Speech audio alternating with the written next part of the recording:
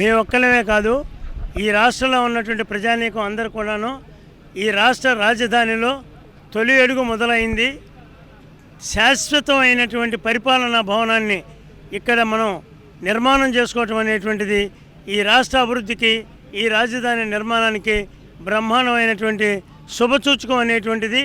ఎవరైతే ఇక్కడ రాజధానిని నిర్మాణం చేయడానికి వీల్లేదని చెప్పేసి గత 5 సంవత్సరాల్లో దీనిని ఇక్కడి నుంచి చెడగొడతానే ప్రయత్నం చేశారో వారికి ఒక చంపబెట్టులాగా ఇది ఈ రోజుని ప్రారంభోత్సవం జరగటం అనేటువంటిది, దీనికి మా రైతులందరినీ కూడా ఆహ్వానించడం అనేటువంటిది మాకు చాలా సంతోషదాయకమైనటువంటి విషయం. అమరావతి రైతు గత 5 సంవత్సరాలు ఎన్నో అవమానాలతో, ఎన్నో కష్ట నష్టాలతో మేము 5 సంవత్సరాలు చిత్రహింస అనుభవించి ఉన్నామండి. ఈరోజు మాకు అమరావతి రైతులకు ఒక పండుగ వాతావరణంలాగా అనిపిస్తుంది.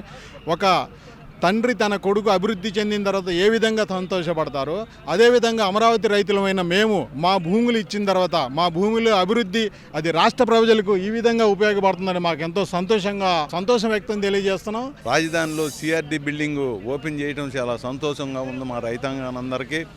ఇంకా చాలా బ్రహ్మాండంగా అభివృద్ధి చేస్తాడు చంద్రబాబు నాయుడు గారు అని చెప్పి ఒక నమ్మకం ఏర్పడింది ప్రజలకే.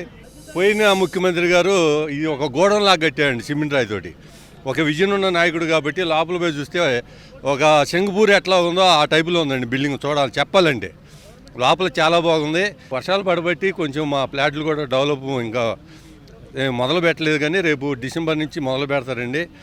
మేము పూర్తిగా బాబు గారు ఈ 3 సంవత్సరాల్లో డెవలప్ చేస్తారని చెప్పి మేము పూర్తిగా నమ్మకంతో మట్టుకు ఉన్నామండి.